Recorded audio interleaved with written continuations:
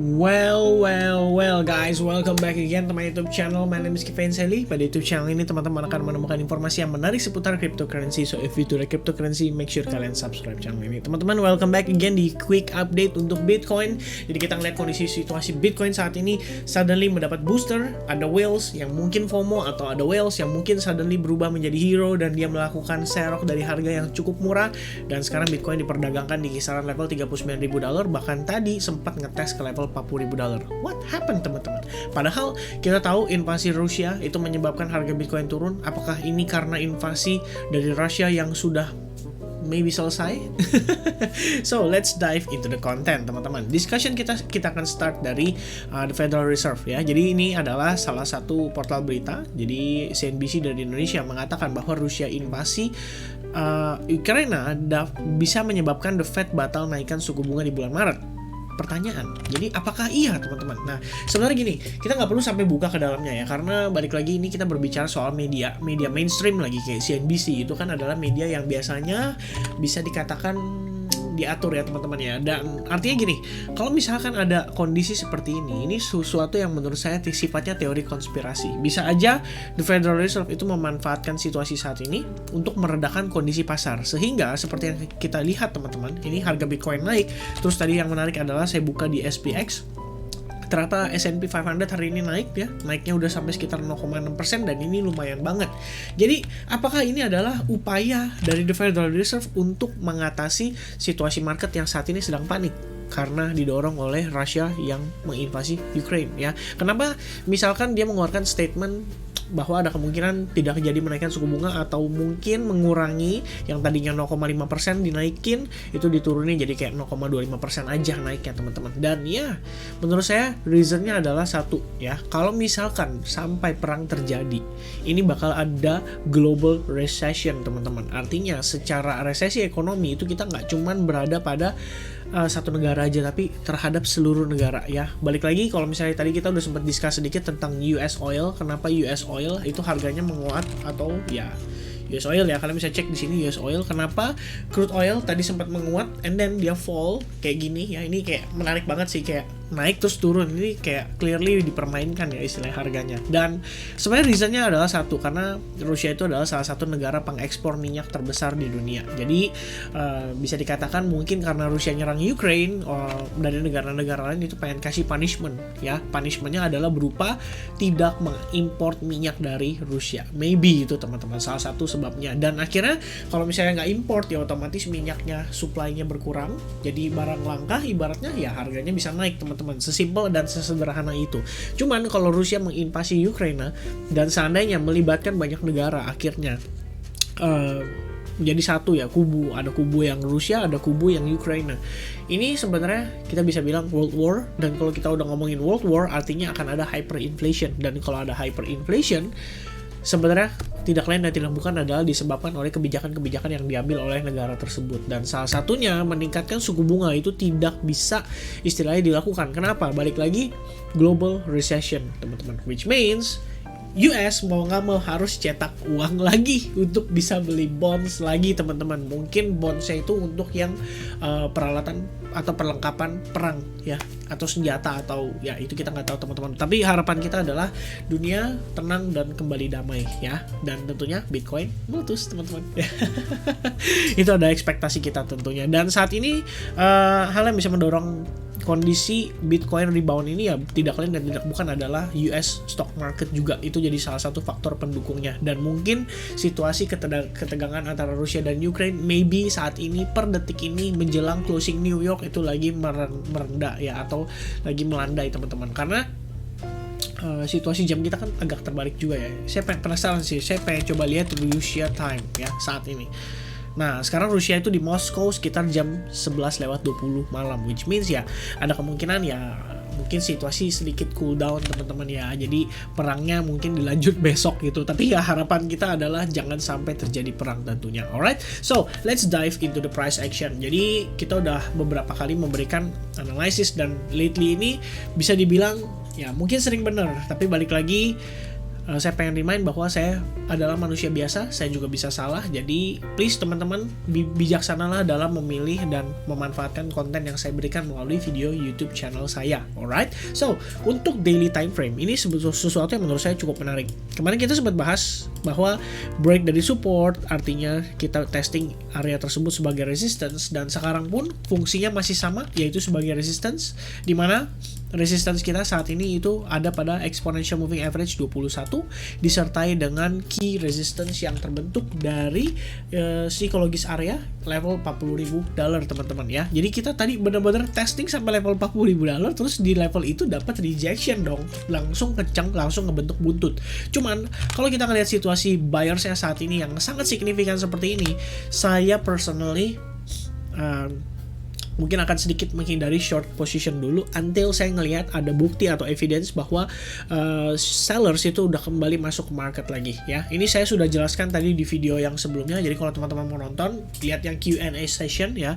Di sini saya sampaikan di strategy trading di kondisi saat ini. Jadi ini kebetulan ada yang nanya dan saya menyampaikan bahwa to be honest, menurut saya kondisi perang saat ini mempengaruhi harga Bitcoin. Kita nggak tahu teman-teman. Maksudnya apakah reaksi market itu akan seperti apa?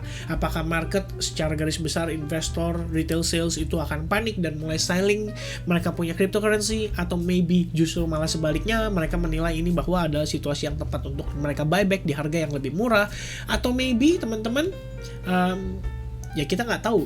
Yang pasti adalah kita nggak bisa prediksi teman-teman ya, benar-benar nggak bisa diprediksi karena reaction daripada market itu terdiri atas jutaan bahkan miliaran psikologis yang bertebaran di luar sana ya. Jadi kita juga nggak bisa nebak satu persatu whales yang ini apakah dia serok, apakah whales yang ini lebih prefer main safety ya, karena kita nggak tahu pasti ini Rusia bakal meredanya kapan terhadap Ukraine. Itu impact bomb menyebabkan kondisi Bitcoin itu turun signifikan seperti ini. And then suddenly nggak ada angin, nggak ada hujan ya. Mungkin ada angin, ada hujan di sana, tapi intinya market Bitcoin itu langsung rebound sangat signifikan sehingga almost retrace sebanyak 100% teman-teman ya, atau biasa saya consider ini bisa sebagai istilahnya V formation. Kenapa? Kalau kita lihat teman-teman, pertama, ini secara target ya. Jadi sebenarnya kalau target itu saya gunakan yang namanya Fibonacci extension. Ini kemarin kita udah sempat discuss a little bit teman-teman. Dan ada kemungkinan balik lagi, ada kemungkinan kita sudah finishing yang namanya wave 5 ya, karena ini adalah situasi lower low-nya kita. Jadi kalau misalkan kita tarik sedikit ya, ini saya jelaskan ke teman-teman gimana cara saya mendapatkan Fibonacci extension 100%. Jadi ini bukan mengada-ngada, ini bukan dibuat-buat.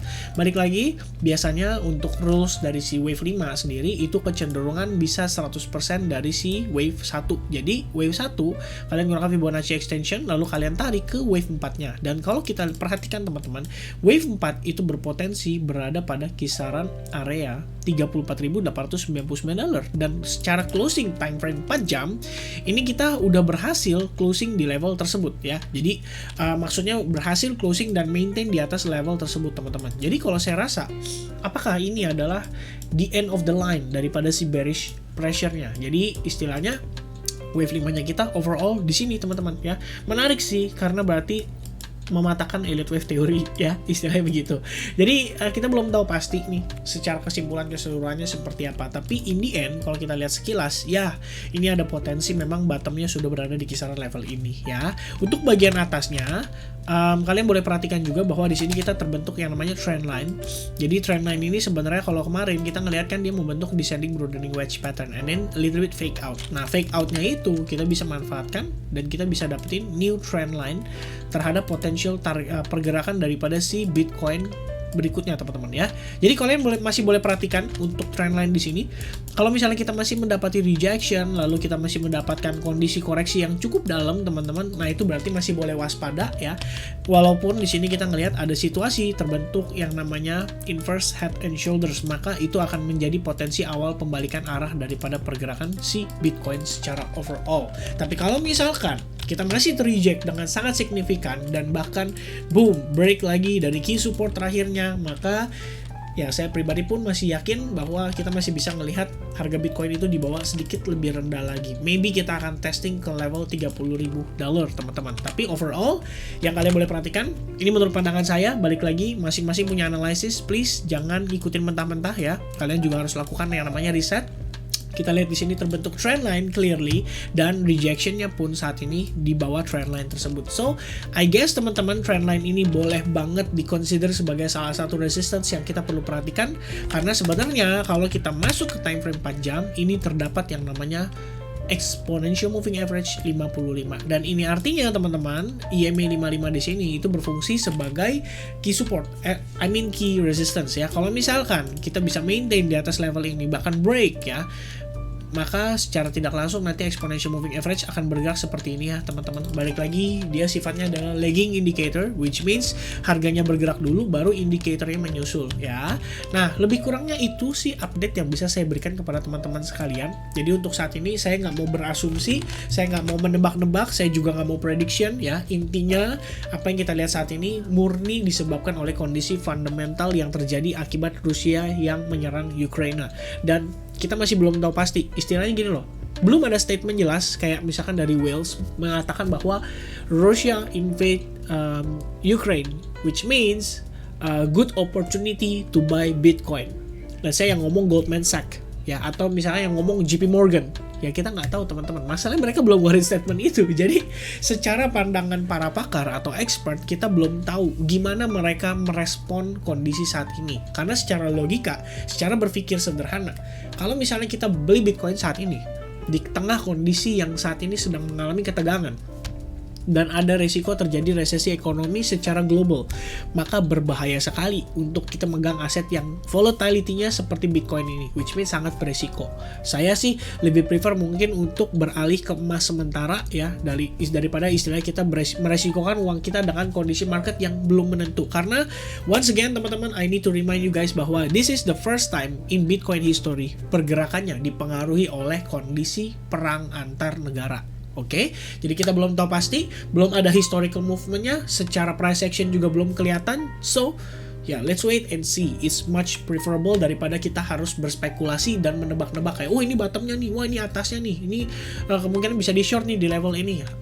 I don't think so teman-teman ya. It's better to be play safety ya. Balik lagi, prinsip saya adalah lebih baik kita menjaga aset kita daripada ngejar profit tapi malah jadi kehilangan aset ya. Kalau quotes-nya itu adalah lebih baik ketinggalan profit daripada harus kehilangan aset ya. In the end, kalau kalian nggak trading, kalian nggak akan kehilangan aset walaupun kalian nggak dapetin profit. But it's okay, much better kan daripada kalian harus lose karena kalian berspekulasi.